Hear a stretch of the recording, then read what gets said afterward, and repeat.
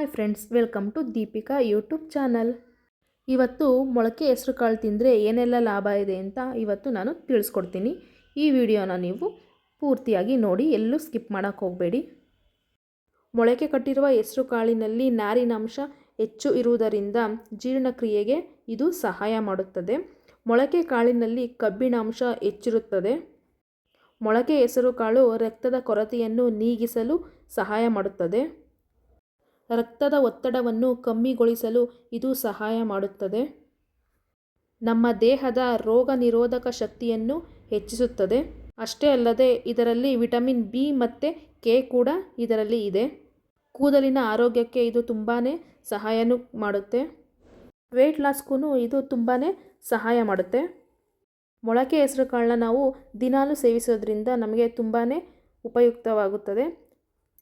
ಮೊಳಕೆ ಕಟ್ಟಿದ ಹೆಸರು ಕಾಳು ತಿನ್ನೋದ್ರಿಂದ ಇಷ್ಟೆಲ್ಲ ಲಾಭಗಳಿದೆ. ನನ್ನ ವಿಡಿಯೋ ಪೂರ್ತಿ ನೋಡಿದ್ದಕ್ಕೆ ಧನ್ಯವಾದಗಳು. ನನ್ನ ವಿಡಿಯೋ ನಿಮಗೆ ಇಷ್ಟ ಆಗಿದ್ದರೆ ಪ್ಲೀಸ್ ಲೈಕ್, ಶೇರ್, ಕಮೆಂಟ್ ಮಾಡಿ ಆ್ಯಂಡ್ ಸಬ್ಸ್ಕ್ರೈಬ್ ಮಾಡಿ. Thank you.